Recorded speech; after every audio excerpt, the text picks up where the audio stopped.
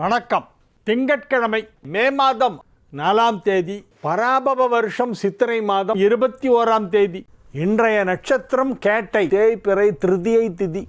இன்றைய தினத்திற்கான ராகுகாலம் 7:30 மணி முதல் 9 மணி வரை, யமகண்டம் 10:30 மணி முதல் 12 மணி வரை, குளிகை நேரம் மதியம் 1:30 முதல் 3 மணி வரை. நல்ல நேரம் என்கின்ற சுப ஹோரைகள் நண்பகல் 12 மணி முதல் மதியம் 2 மணி வரை, பிற்பகல் 3 மணி முதல் 4 மணி வரை, மாலை 6 மணி முதல் இரவு 9 மணி வரை. இன்றைய விசேஷம் அக்னி நட்சத்திரம் என்னும் கத்திரி ஆரம்பம். கத்திரியில் கல்யாணம் பண்ணலாமா? பண்ணலாம். மரம் வெட்டக்கூடாது, செடி கொடிகளை திருத்தக்கூடாது, கார்டனிங் வேலை செய்யக்கூடாது, தோட்ட வேலைகள் செய்யக்கூடாது, மரத்தெல்லாம் வெட்டக்கூடாது. அக்னி நட்சத்திரத்தில் மரத்தை வெட்டினா ரொம்ப பாவம்பாங்க. ஏன்னா அந்த செடி கொடியெல்லாம் இந்த வெயிலில் துடிச்சிட்டு இருக்குமா, அதை போய் வெட்டினோன்னா அதுக்கு இன்னும் துன்பம் ஏற்படும். செடி கொடிகளுக்கு கூட துன்பம் நம்மால் விளையக்கூடாது. அதன் மீது கூட நாம் கருணை காட்ட வேண்டும். வள்ளலார் சொன்ன மாதிரி, வாடிய பயிரை கண்ட போதெல்லாம் மனம் வாடினேன்னார். பயிர் வாடினதையும் அவரால் தாங்கிக்க முடியல. அப்படின்னா எவ்வளோ பெரிய கருணை வள்ளல். திருமணம் போன்ற சுப நிகழ்ச்சிகள் செய்யலாம், ஆனால் மரத்தை, செடியை, கொடியை வெட்டக்கூடாது. இன்றைய கிரக நிலவரம்: மேஷத்தில் சூரியன் புதன், ரிஷபத்தில் சுக்கிரன், மிதுனத்தில் குரு, சிம்மத்தில் கேது, விருச்சிகத்தில் சந்திரன், கும்பத்தில் ராகு, மீனத்தில் சனி செவ்வாய். இனி தெரிஞ்சுக்கலாம் வாங்க. சனிக்கிழமை வரும் பிரதோஷத்திற்கு அப்படி என்ன மகிமை இருக்கிறது? பழனியாப்பிள்ளை, கீழத்தெரு, ராதாபுரம், திருநெல்வேலி. சனிக்கிழமையில் வர பிரதோஷம் அதிக சிறப்பு வாய்ந்தது என்று ஏன் சொல்லப்படுகிறது? ஏன் சொல்லப்படுகிறதுனா, சனிக்கிழமை தான் கடைசி வாரத்தோட கடைசி நாள்.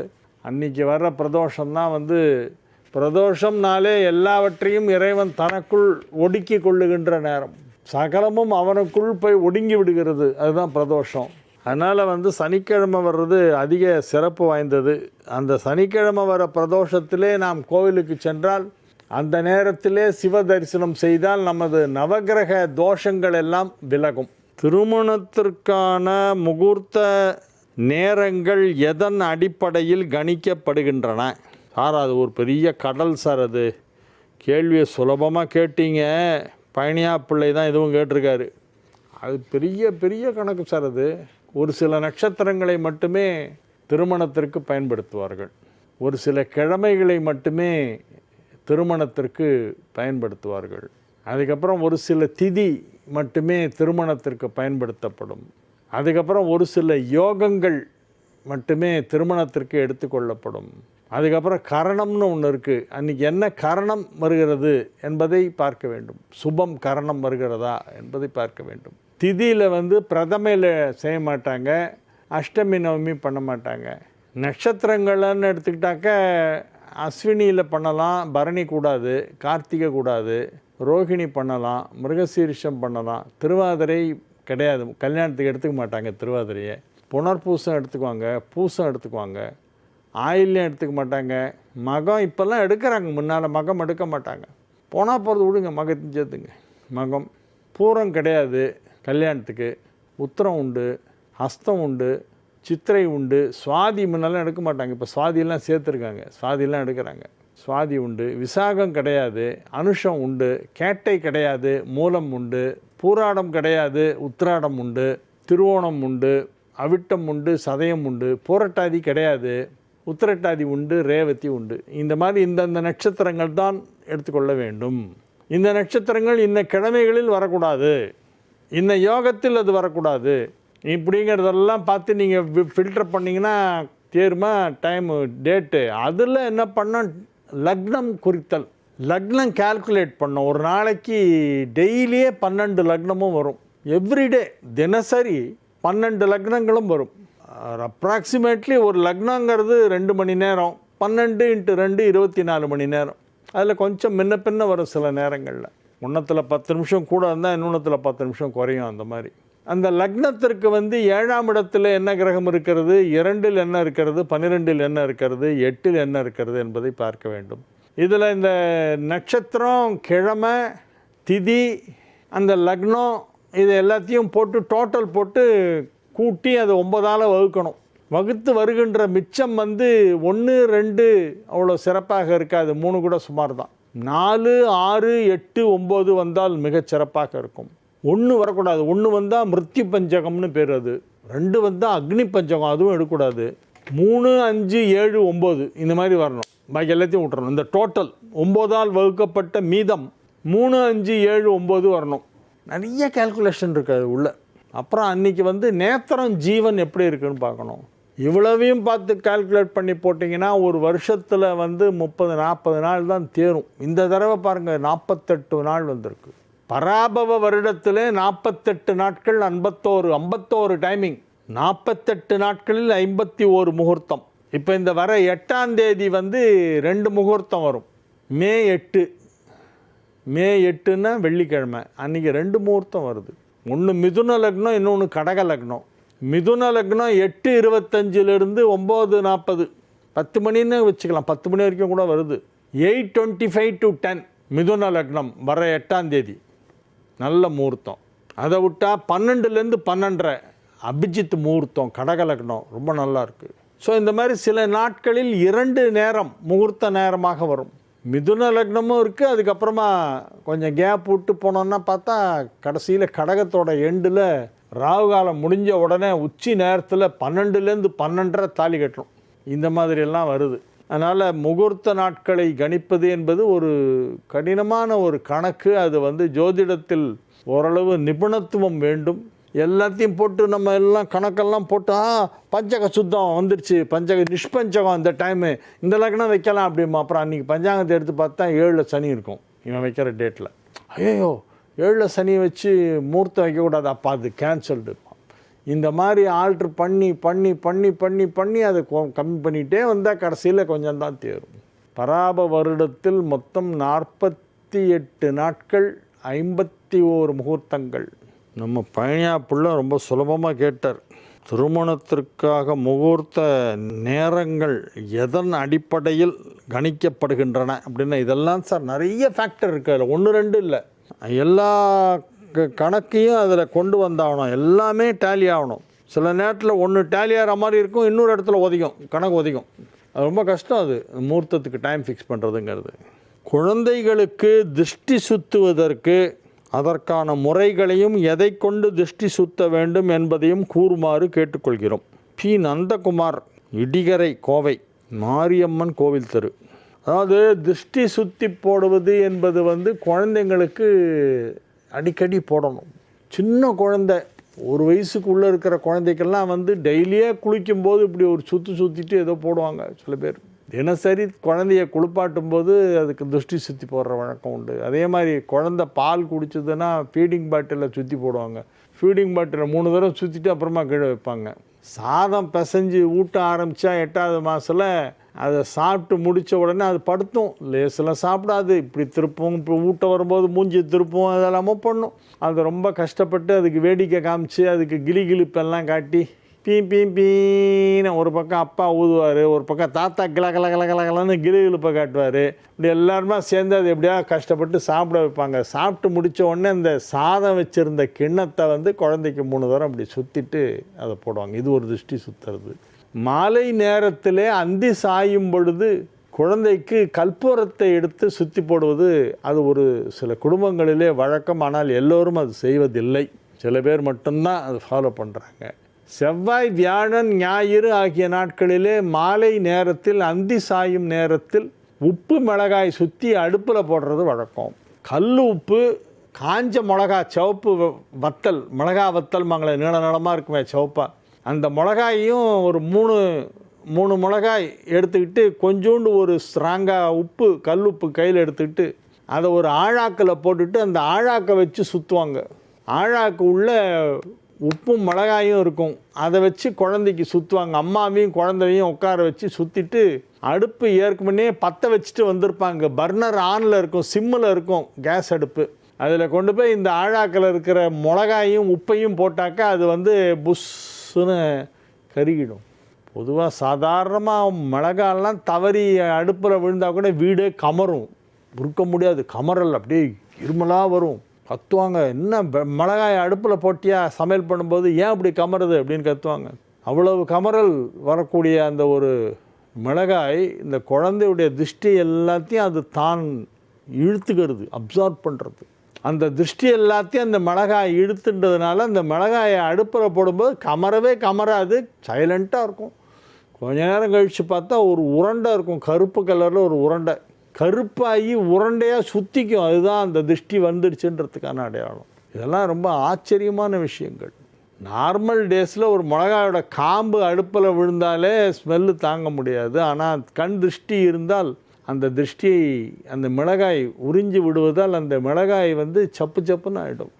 அதோடைய காரம் போயிடுமா அந்த திருஷ்டி வந்த உடனே. அந்த மாதிரி குழந்தைகளுக்கு திருஷ்டி சுற்றி போடுவது என்பது மிகவும் அவசியம். பெரியவர்களுக்கும் சுற்றி போடணும்.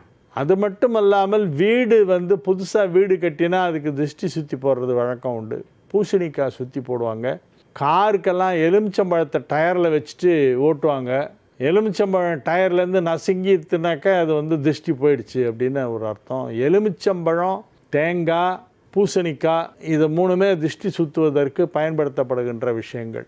அதை தவிர வீட்டுக்குள்ளே பண்ணுற திருஷ்டியில் எடுக்கிறது இந்த மிளகா வத்தல் கல் உப்பை ஆழாக்கில் போட்டு சுற்றுறது ரொம்ப பெஸ்ட்டு. அது நல்ல பலன் கொடுக்கும்.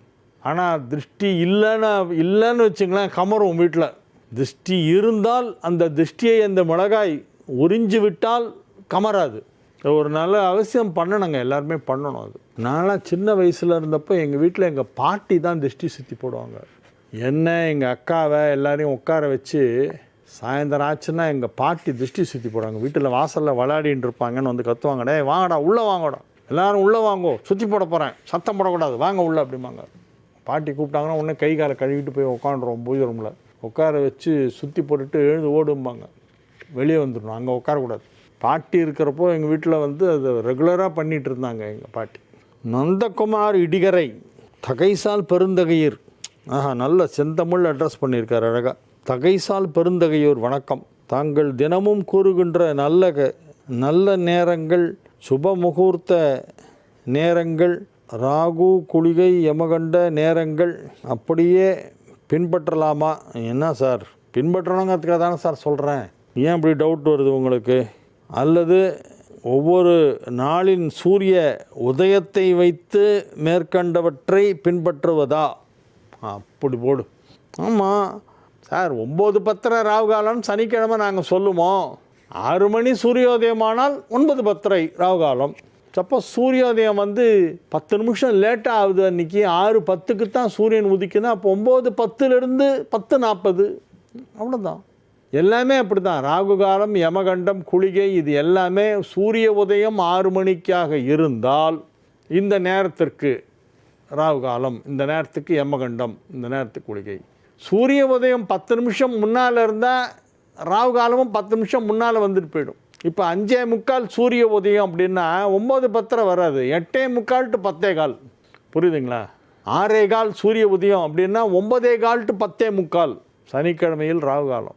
ஸோ அந்த 6 மணி சூரியோதயத்திற்கு மட்டும்தான் அது பொருந்தும். ராகு காலம், யமகண்டம்னு இப்போ நம்ம கேலண்டரில் போட்டுக்கிற டைமு, நான் சொல்கிற டைமெல்லாம் 6 மணி சூரியோதயம் என்றைக்கு இருக்கோ அந்த நாளுக்கு மட்டும்தான் அது பொருந்தும். வின்டர் சீசனில் சூரியோதயம் லேட் ஆகும், சம்மரில் சூரியோதயம் சீக்கிரம் ஆகிடும். தான் அந்த நேரங்களை நம்ம அட்ஜஸ்ட் பண்ணி கணக்கு போட்டுக்கணும். மேஷ ராசிக்கு இன்றைய தினம் சந்திராஷ்டமம் இருக்கிறது. எனவே அதிகமாக பேச வேண்டாம், அளவோடு பேசுங்கள். யாரை பற்றியும் எதுவும் தவறான கருத்துக்களை வெளியிட வேண்டாம், அவதூறான விஷயங்களை பற்றி பேச வேண்டாம். பேச்சிலே நிதானம் தேவை. பணத்தை பத்திரப்படுத்த வேண்டும். பணத்தை அள்ளி விட்டுறாதீங்க. அப்படியே சர்ற நான் தரேன் அப்படின்னு கொண்டு போய் நின்னீங்கன்னா உங்கள் தலையில் முளை அரைச்சிடுவாங்க. அதனால் நீங்கள் எல்லாத்திலும் போய் முந்திக்காதீங்க, கொஞ்சம் ஓரங்கட்டுங்க. அப்படி வாட்ச் பண்ணுங்கள், என்ன நடக்குதுன்னு வாட்ச் பண்ணி கொஞ்சம் அமைதியாக இருந்து மற்றவர்கள் என்ன செய்கிறார்கள், என்ன பேசுகிறார்கள், என்ன நடைபெறுகிறது என்பதை உன்னிப்பாக கவனித்து விட்டு அதன் பிறகு நீங்கள் தேவைப்பட்டால் அந்த சப்ஜெக்டில் தலையிடலாம். இல்லைன்னா ஓரமாக உக்காண்டு சைலண்ட் ஸ்பெக்டேட்டராக பார்த்துட்டு வந்துடுறது நல்லது. ரிஷப ராசிக்கு இன்றைய நாள் நல்ல நாள். ராசியில் ராசி அதிபதி வலுவாக ஆட்சி பலம் பெற்று இருக்கிறது. ராசி அதிபதிக்கு பின்புறம் ஒரு சுபகிரகம், முன்புறம் ஒரு சுபகிரகம். முன்னும் பின்னும் சுபகிரகங்கள் இருந்தால் அது ஒரு யோகம். ராசியிலும் ஒரு சுபகிரகம், அதுதான் ராசி அதிபதி சுக்கிரன். ராசியிலும் ஒரு சுபகிரகம், முன் வீட்டிலும் பின் வீட்டிலும் ஒரு சுபகிரகம். எனவே இது ஒரு பெரிய யோகம். இதனால் என்ன நடைபெறும் என்று கேட்டால் பெரிய மரியாதை, மதிப்பு, செல்வாக்கு, கௌரவம், அந்தஸ்து, புகழ், எக்ஸட்ரா எக்ஸட்ரா எக்ஸட்ரா எல்லாமே கிடைக்கும். எனவே இது ஒரு நல்ல நாள். மாணவர்கள் கல்வியிலே சிறந்து விளங்குவார்கள். வியாபாரிகளுக்கு நல்ல தனலாபம் கிடைக்கக்கூடிய வாய்ப்பு இருக்கிறது. லாபஸ்தானாதிபதி தனஸ்தானத்தில் அமர்ந்து கொண்டு இருக்கிறது என்பதை மறந்துவிட வேண்டாம். எனவே தனலாபம் அதிகமாக கிடைக்கும். மகிழ்ச்சியாக இருப்பீர்கள், ஆரோக்கியமாக இருப்பீர்கள். மிதுன ராசிக்கு இன்றைய நாள் மிக மிக சிறப்பான நன்மைகள் எல்லாம் நடைபெறுகின்ற நல்ல நாள். 10ஆம் இடத்தில் சனி செவ்வாய், 11ஆம் இடத்தில் சூரியன் புதன், சூரியன் உச்சம், 12ஆம் இடத்திலே அதற்கு அதிபதியான சுக்கிரன் வலுவாக ஆட்சி பலம், ராசியிலே குரு, இவை அனைத்துமே உங்களுக்கு நன்மை செய்து கொண்டிருக்கின்றன. எல்லா கிரகங்களும் ஒன்றா சேர்ந்து நல்லது பண்ணுது மிதுனத்துக்கு மட்டும். மிதுன ராசி அன்பர்கள் இப்பொழுது எதை செய்தாலும் நன்றாக செய்வார்கள். ஆரோக்கியம் நன்றாக இருக்கும், பொருளாதாரம் நன்றாக இருக்கும். மகிழ்ச்சியான நல்ல நிகழ்ச்சிகளிலே கலந்து கொள்வீர்கள். மாலை நேரத்திலே விருந்து உபசாரங்களிலே பங்கேற்கக்கூடிய வாய்ப்பு உருவாகும். கடகராசிக்கு இது ஒரு மிகச்சிறப்பான நாள். கடகராசிக்கு இது ஒரு மிக மிக சிறப்பான நாள். ஏனெனில் பெரும்பாலான கிரகங்கள் நல்ல நிலையிலே அமைந்திருக்கின்றன. 2 குடைவன் உச்சம், 11 குடைவன் ஆட்சி, 2, 11 ஆகிய வீடுகளுக்கு அதிபதியான கிரகங்கள் வலுவாக இருப்பதால் தனஸ்தானம், லாபஸ்தானம் இவை இரண்டுமே வலுப்பட்டிருப்பதால் பொருளாதாரத்திலே நல்ல வளர்ச்சி ஏற்படும். நிறைய பணம் கிடைக்கும். இன்றைக்கி நீங்கள் எந்த பிஸ்னஸ் பண்ணாலும் இன்றைக்கி லாபம் கிடைக்கும், பணம் கிடைக்கும், பணம் கைக்கு வந்து சேரும். பணப்புழக்கம் அதிகமாக இருக்கும். பணம் வாங்குவது கொடுப்பதெல்லாம் சற்று அதிகமாக இருக்கும். எனவே நன்மைகள் நடைபெறுகின்ற நல்ல நாளாக இந்த நாள் விளங்கும். சிம்ம ராசிக்கு இன்றைய நாள் மிகச் சிறப்பான நாள். விரயஸ்தானாதிபதி 4ஆம் இடத்திலே நீச்சமடைந்ததால் யோகம். விரயமே கிடையாது, எல்லாமே லாபம்தான். எனவே நன்மைகள் அதிக அளவில் நடைபெறுகின்ற நல்ல நாள். லாபம் என்ற சொல்லுக்கு ஜோதிடத்திலே நன்மை என்று அர்த்தம். பொதுவாக லாபம்னா நம்ம பைசா லாபத்தை மட்டும்தான் லாபம்னு நினச்சிட்ருக்கோம். அப்படி இல்லை. ஆரோக்கியத்தில் முன்னேற்றம் ஏற்பட்டால் அதுவும் ஒரு லாபம். அதுதான் பெரிய லாபம். ஆரோக்கியத்தில் முன்னேற்றம் என்பது ஒரு லாபம். உறவுகள் வலுப்பெறுதல் என்பது அது ஒரு லாபம். நம்மள்கிட்ட சரியாக பேசாமல் இருந்தவங்க, நம்மளை பாய்காட் பண்ணிவிட்டு நம்மளை கண்டுக்காமல் இருந்தவங்கெல்லாம் திடீர்னு மனசு மாறி நம்மளோடு நெருக்கமாக பேசி பழகி இணக்கமாக இருந்து அதனால் நமக்கு மனதிலே ஒரு மகிழ்ச்சி ஏற்பட்டால் அதுவும் லாபம். அதனால் இந்த லாபம்ன்ற வேர்டை வெறும் அணா பைசா கணக்குக்கு மட்டும் யூஸ் பண்ணாதீங்க. லாபம்னா எது நமக்கு ப்ளஸ்ஸாக கிடைக்கிறதோ அது எல்லாமே லாபம். இன்றைய தினத்திலே அதிகமான லாபத்தை சிம்ம ராசியினர் பார்க்க போகிறார்கள். கன்னி ராசிக்கு இன்றைய நாள் நல்ல நாள். 9 குடைவன் 9இல் ஆட்சி, 10ஆம் இடத்திலே குரு அமர்ந்து கொண்டு 2, 4, 6 ஆகிய வீடுகளை பார்த்து கொண்டிருக்கிறது. 7ஆம் இடத்திலே சனி செவ்வாய் சேர்க்கை ஏற்பட்டிருக்கிறது. 8ஆம் இடத்திலே ராசி அதிபதி உச்சம் பெற்ற சூரியனோடு இணைந்திருக்கிறது. இவை அனைத்துமே உங்களுக்கு நன்மை செய்து கொண்டிருக்கின்றன. பணம் கொடுக்கல் வாங்கல் சீராக நடைபெற்று கொண்டிருக்கும். யாருக்கெல்லாம் பணம் கொடுக்க வேண்டுமோ அவற்றையெல்லாம் கொடுத்து விடுவீர்கள். அவங்க சொல்லுவாங்க, இப்போ என்ன அவசரம், மெதுவாக கூட, இன்னொரு 1 வருஷம் கழிச்சு கூட அப்படிம்பாங்க. இல்லை இந்தாங்க வச்சுங்கன்னு சொல்லி நீங்கள் போய் கொடுத்துட்டு வந்துடுவீங்க பணத்தை. அவங்க இப்போ வேணான்னு சொன்னால் கூட பரவாயில்ல வச்சுங்க, அப்படி இருந்தாலும் உங்களுக்கு நான் கொடுத்தாங்கன்னா இந்தாங்க இப்போயே தரேன்னு சொல்லி கொடுத்துருவீங்க. எனவே இது ஒரு நல்ல நேரம், நல்ல நாள். நன்மைகள் நடைபெறுகின்ற நல்ல நாளாக இந்த நாள் விளங்கும். குடும்பத்தில் அமைதி ஏற்படும், மகிழ்ச்சி ஏற்படும், ஆரோக்கியத்தில் நல்ல முன்னேற்றம் ஏற்படும். துலா ராசிக்கு இன்றைய தினம் வெகு சிறப்பான நன்மைகள் எல்லாம் நடைபெறப் போகின்றன. ராசி அதிபதி 8இல் அமர்ந்து கொண்டு அஷ்டமாதிபதி செய்ய வேண்டியதை எல்லாம் செய்து கொண்டிருக்கும். ஆனால் நீங்கள் ஒன்றும் கவலைப்பட வேண்டாம். அது ராசிக்கும் 8க்கும் அதிபதி என்பதால் ராசிக்கு பெரிய தீமை செய்து விடாது, ஓரளவு நன்மை தான் செய்யும். லாபஸ்தானாதிபதி 7ஆம் இடத்திலே உச்சமடைந்து பாக்யாதிபதியோடு இணைந்திருப்பது ஒரு சிறப்பான யோகம். லாபஸ்தானாதிபதி அப்படின்னா 11th ஹவுஸ் உடைய அதிபதி, 11ஆம் இடத்திற்கு அதிபதி. துலாமிற்கு 11ஆம் இடம் சிம்மம், அதற்கு அதிபதி சூரியன். அந்த சூரியன் இப்பொழுது 7ஆம் இடத்திலே உச்சமடைந்திருக்கிறது. எனவே லாபாதிபதி உச்சம் என்பதால் நன்மைகள் அதிக அளவிலே நடைபெறும். ஆனால் சரலக்னங்களுக்கு லாபாதிபதியே பாதகாதிபதியாகவும் வருகிறது என்பதை நான் மறந்துவிடவில்லை, அது தெரியும் எனக்கு. இருப்பினும் சூரியன் 7இலே புதனோடு இணைந்து அங்கிருந்து ராசியை பார்த்து கொண்டிருப்பதால் நன்மைகள் நடைபெறும். ஆரோக்கியத்தில் நல்ல முன்னேற்றம் ஏற்படும். சரும நோய்கள் இருந்தால் அது சரியாகிவிடும். சரும நோய்கள்னால் தோல் வியாதி, டிசீஸு. சில பேர் எப்போ பார் இப்படி சொரிஞ்சிக்கினே இருப்பாங்க, எங்கே பார்த்தாலும் சொரிவாங்க. ஏதோ ஒரு அரிப்பு நமைச்சல் இருந்துக்கிட்டே இருக்கும் உடம்புல சில பேருக்கு. அந்த மாதிரி இருந்தால் இப்போ சரியாயிடும். அது சூரியன் சில இடங்களுக்கு வரும்பொழுது அந்த நோய் ஏற்படும், சில இடங்களுக்கு செல்லும் பொழுது அது சரியாகிவிடும். தோல் வியாதிக்கும் சூரியன் சந்திரனுக்கெல்லாம் கனெக்ஷன் உண்டு. இப்பொழுது அத்தகைய தோல் சம்பந்தமான வியாதி ஏதாவது இருந்தால் துலா ராசிக்காரர்களுக்கு அது கொஞ்சம் கொஞ்சமாக சரியாயிடும். இந்த கும்பகோணத்துக்கிட்ட நண்டாங்கோயில்னு ஒரு இடம் கேள்விப்பட்டிருக்கீங்களோ? திருவிசை நல்லூருக்கு பக்கத்தில் இருக்குது. வேப்பத்தூர் வழியாகவும் போகலாம். அந்த திருவிசை நல்லூருக்கு அருகிலே இருக்கக்கூடிய நண்டாங்கோவில் என்னும் இடத்திற்கு தேவார பதிகம் பாடின காலத்திலே வேறு பெயர் இருந்தது. திருந்து தேவன்குடி என்று பெயர். திருந்து தேவன்குடி பழைய காலத்து பேர். தேவார பதிகங்களெல்லாம் எடுத்து பார்த்தோம்னா அந்த கோயிலுடைய பெயர் திருந்து தேவன்குடி என்று தான் குறிப்பிடப்பட்டிருக்கும். அங்கே மூலிகை தான் தலவிருட்சம். கேன்சர் பேஷண்ட்டெல்லாம் அங்கே போய் எண்ணெய் வாங்கிட்டு குணமாயிருக்கு. அதற்கு நான் சாட்சி. அங்கே அபிஷேகம் பண்ண எண்ணெய் கொடுப்பாங்க. சுவாமிக்கு எண்ணெய் தான் அபிஷேகம். அப்படியே ஒரு குடம் எண்ணெய் எடுத்து ஊற்றுவாங்க சிவலிங்கத்து மேலே. அந்த எண்ணெயை எடுத்து ஒரு சின்ன பாட்டிலில் விட்டு எல்லாருக்கும் பிரசாதம் அந்த எண்ணெய் தான். கேன்சர், ஸ்கின் டிசீஸு, வெனிரியல் டிசீஸ், மர்மமான நோய்கள், மர்மஸ்தானத்தில் வரக்கூடிய வியாதிகள், இந்த மாதிரியான சில வியாதிகள் எல்லாம் மோசமான நோய்களை எல்லாம் குணப்படுத்தக்கூடிய சக்தி அந்த அபிஷேக எண்ணெய்க்கு இருக்கிறது. நண்டு வடிவிலே வழிபட்ட தலம் என்பதால் நண்டாங்கோவில் என்று பெயர். இந்திரனும் சந்திரனும் வழிபட்ட தலம். பாலியல் நோய்களுக்கு அருமருந்தாக திகழ்கின்ற பிரசாதம். புற்றுநோய் போன்ற நோய்களுக்கு முற்றிலுமாக குணமாக்கக்கூடிய ஒரு பிரசாதமாக அந்த அபிஷேக எண்ணெய் விளங்குகிறது. நண்டாங்கோவில்னு சொன்னாதான் தெரியுது. திருந்து தேவன் குடி அப்படின்னா அப்படிலாம் நான் ஒன்றும் கேள்விப்பட்டது இல்லைங்க, எனக்கு தெரியாதுங்க அப்படின்ட்டு போயிடுவான். உண்மையான பேரை சொன்னால் தெரியல, யாருக்கும் தெரியல. இப்போது மக்கள் வழக்கிலே அது நண்டாங்கோயில்னு சொல்லி அப்படியே சொல்கிறாங்க. தேவார பதிகத்தில் திருந்து தேவன் குடின்னு தான் வருது. அது வேப்பத்தூர் வழியாக போகலாம். திருவிசை நல்லூர்லேருந்து நடந்து போகிற தூரம். திருவிசை நல்லூர் ஐயாவாள் தரிசனம் பண்ணிட்டு அப்படியே நடந்தே போகலாம். 2003 நான் ஒரு இங்கிலீஷ் மேகசின், மந்த்லி மேகசினில் அதை பற்றி ஒரு ஆர்டிக்கல் எழுதியிருக்கேன் இங்கிலீஷில். அந்த பத்திரிகை பேர் கூட எனக்கு ஞாபகம் இல்லை. அது இப்போ வருதா என்னன்னு தெரில. ரொம்ப பழைய காலத்தில் வந்துட்டு இருந்தது. There was a monthly magazine published by Indian Express group. அதில் நான் நிறைய ஆர்டிக்கிள்ஸ் எழுதியிருக்கேன். நான் ஆரம்பத்தில் ஜேர்னலிசம் இங்கிலீஷில் தான் ஆரம்பித்தேன். அதுக்கப்புறமா தமிழில் ஆள் நிறைய தேவைப்படுதுன்னு சொல்லி என்னை கூப்பிட்டாங்க. அப்படின்னு தமிழுக்கு வந்துட்டேன். இப்போ தமிழில் தான் எல்லா பத்திரிகைகளையும் எழுதுகிறேன். அப்போ நான் இந்த கோயிலை பற்றி ஒரு ஆர்டிக்கல் எழுதியிருக்கேன். Somewhere in 2002 end or 2003 beginning அப்போ எழுதியிருக்கேன் அந்த கோயிலை பற்றி. அதை படிச்சுட்டு பாம்பேலேருந்தெல்லாம் நிறைய பேர் வந்தாங்க.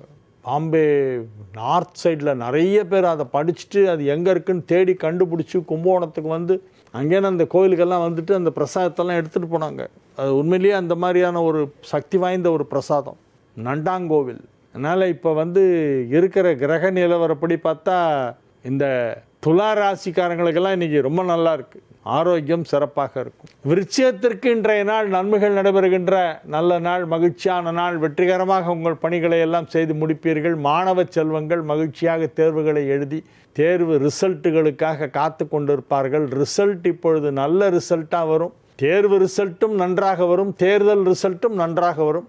எனவே ரிசல்ட்டை பற்றி கவலையே படாதீங்க, எல்லாம் நல்லா வரும். தனுசு ராசிக்கு இன்றைய நாள் மகிழ்ச்சியான நாள். வெற்றிகரமாக உங்கள் பணிகளை செய்து முடிக்கக்கூடிய நாள். திருமண வயதில் உள்ள தனுசு ராசியினருக்கெல்லாம் இப்பொழுது திருமணத்திற்கான நேரம் நெருங்கிவிட்டது. 7, 10 ஆகிய வீடுகளுக்கு அதிபதியான புதன் இப்பொழுது 9 குடைய சூரியனோடு இணைந்திருக்கிறது. 9 குடையவன் 5ஆம் இடத்திலே உச்சம். அங்கு புதனும் இணைந்திருக்கிறது. எனவே நன்மைகள் அதிக அளவிலே நடைபெறக்கூடிய நல்ல நாளாக இந்த நாள் விளங்கும். இது ஒரு மகிழ்ச்சியான நாள். மகர ராசிக்கு இன்றைய தினம் வெகு சிறப்பான நிலையிலே கிரகங்கள் அமைந்திருக்கின்றன. எனவே வியாபாரத்தில் பெரிய வளர்ச்சி ஏற்படும். பொருளாதார வளர்ச்சி சற்று அதிகமாக இருக்கும். நீங்கள் வழக்கமாக என்ன இன்கம் வருமோ அதை விட ஜாஸ்தி இன்கம் வரும். இன்றைக்கி கடந்த சில மாதங்களாக உங்களுக்கு என்ன வருமானம் கொண்டு இருக்கிறதோ அதை காட்டிலும் இப்பொழுது வருமானம் சற்று அதிகமாக வரும். எனவே இது நல்ல நேரம். கும்பராசிக்கு இன்றைய நாள் மிக மிக சிறப்பான நாள். கும்பராசி அன்பர்கள் இன்று மிகுந்த உற்சாகத்துடன் காணப்படுவார்கள். 5ஆம் இடத்திலே இருக்கும் குரு ராசியை பார்த்து கொண்டு இருக்கிறது என்பது அற்புதமான ஒரு யோகம். அது மட்டுமல்ல, பிற கிரகங்களும் ஆதரவாக இருக்கின்றன. மிகச் சிறப்பான நன்மைகள் எல்லாம் நடைபெறப் போகின்ற நல்ல நாளாக இந்த நாள் விளங்குகிறது. மீன ராசி அன்பர்கள் இன்று மிகுந்த மகிழ்ச்சியுடன் காணப்படுவார்கள். வெகு சிறப்பான நிலையிலே கிரகங்கள் எல்லாம் அமைந்திருக்கின்றன. 5 குடைவன் 9ஆம் இடத்திலே இருப்பதால் யோகம். வெகு அற்புதமான நிலையிலே கிரகங்கள் அமைந்திருக்கின்றன. 9 குடைவன் ராசியிலே, ராசி அதிபதி 4லே, 5 குடைவன் 9லே. ஒரு திரிகோணாதிபதி இன்னொரு திரிகோணம் சென்றால் அது மிகப்பெரிய யோகத்தை அளிக்க வேண்டும் என்பது ஜோதிட விதி. அதற்கேற்ப 5ஆம் இடத்திற்கு அதிபதியான சந்திரன் 9ஆம் இடமான விருச்சிகத்திலே அமர்ந்து கொண்டு மிகப்பெரிய நன்மைகளை செய்து கொண்டிருக்கிறது. மிகப்பெரிய நன்மைகள் நடைபெறப் போகும் நல்ல நாளாக மீனராசிக்கு இன்றைய நாள் விளங்குகிறது. எனவே நீங்கள் மகிழ்ச்சியாக இருப்பீர்கள், ஆரோக்கியமாக இருப்பீர்கள், வெற்றிகரமாக உங்கள் வேலைகளை செய்து முடிப்பீர்கள். வாழிய செந்தமிழ், வாழ்க நற்றமிழர், வாழிய பாரத மணித்திருநாடு. வந்தே மாதரம், வந்தே மாதரம், வந்தே மாதரம். மீண்டும் நாளை நிகழ்ச்சியிலே உங்களை சந்திக்கும் வரை உங்களிடமிருந்து விடைபெற்றுக் கொள்வது உங்கள் வழிகாட்டி ஜோதிடர் கலைமாமணி ஹரிகேசன் அல்லூர் வெங்கட்ராமன்.